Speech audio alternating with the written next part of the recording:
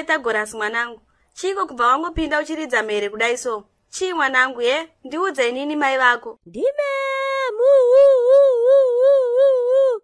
Vadirova. Chinyarara kani mwanangu. Ini zvangu ini. Ndimedzemu vapi kwevava vakurohwa newe Oshomole? Vaya vekumasvingo. Vakajaidzwa stereki Medhemu ivavo. Vakurovera chii? Vangondirovera mahara. Anzurikata. Mira nditarise kuti mpapa akarara here tiende kuchikoro ikoko. Stupid yemunhu. Medhemu vako vakatokuvenga vakajaira stereki. Munhu angabve kumasvingoko kuya kuzotirovera vana muHarare munomu. Manje this time vanokwira next bus vakadzokera kuzaka kwavo ikoko. Munhu wepi? Maikatsukunya ndokumbirava kuti muderedze voice. Tinyatsotaura kani. Idomirai mutange mahwa kuti chii chakahoitika musati mapopota. Imi Medhemu imi musade kundisa pamuedzo manzwaka. Handidi zvekuedzwa inini. Ndokumbira kuti mundiudze kuti mwana wangu uyu mamuroverei. Kasikai kutaura tione. Mwana wangu uyu asvika pakuita mabaya achingochema. Mwana wenyu uyu hawe amaikatsukunya. Munoona vana ava havasi vekudoreverera nekuti zvavanoita tisingazivi isusu vanhu vakuru zvihombe. Iwe Oshomole, udza mama kuti waita se. Kasika, taura. Hamemu. Haiwaka, usadoti hamemu zvisina basa rese. Taura. Anotaura sei mwana wangu muchimuchisidzira?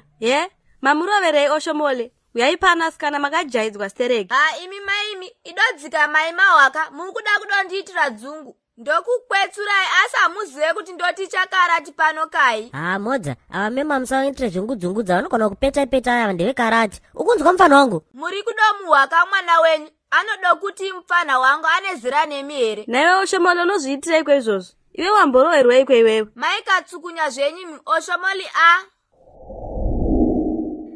Ko memu makutoti dha. Hamusi makasikisa here memu?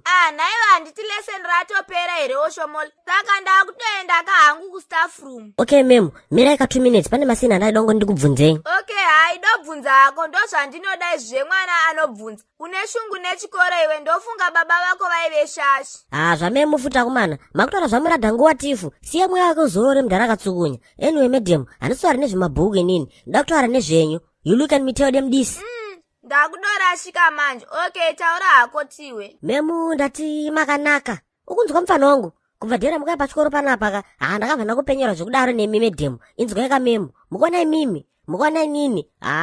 Kudhara ikokoko. Saka wedemse. Yowe, naiwe Oshomole. Asi unodondishurira kahe mwana iwe. Ukawana time ukwane wawa. Handina zera newe ini. Memu, kwa ini ndaita seko. Ini kutokukumbira banga. Dhonda renyu Medhemu rakanatsokusika irini time. Amai ndati makanaka. Ukunzwa mufana wangu? Pakadai apaka munogona kutofunga kuti pamwe ndakarwa nendendende but kuradha kokoi. Wakanaka mwana wekuzaka. Okay, that's it. Nyarara wawa.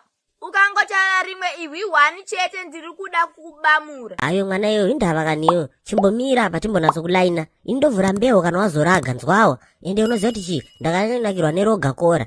Roga riripo bhebhi kana wazoraga. Chinzwa unzwi kanoda kuita. Ndotozogara neyo kudzimba dzematicha uko. Anenge akubvunza unongomudza kuti handiri kana mwana wasisi wako waiziya. Ndaikata.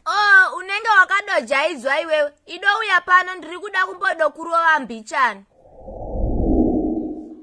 Saka ndozvadaitika mwana wenyu izvozvo ndizvo zvandamurovera. Okay, kukanganisa akanganisa hake. But ndozvamungarovere mwana here izvozvo nayasikana. Handiti kutoti psipsi ikoko kutoratidza kuti mubhurugwa maane movement here. Okay, sorry Medhemu. Akatsukunya handeikumba tione. Yowe, zvaakadojaidzwa namai vake mwana. Buda henyu muno muendi. Ndwaezva. Yesa yapindira wereshende ngwele emulonyeni kufukafa kufakana kufenda inini manje ndirikwa nditi ndakakuudza here kuti ndiri milioneya ende mamiliyoni angu kakahenga mumhepo maiziya. Varume ndauya nenhau yangu iri siriyasi ka tisu mabrand ambassador manyama kune vanoda kuitirwa maport clearance ka ezvinhu zvinouya neshipi zvisvikira kuDurban kana kuti kubhera ka. Saka bata isusu veBS Freight Logistics ka tisu tine chimuti mazuva maiziya. We do port clearance ka yema-normal load ka nema-abnormal load.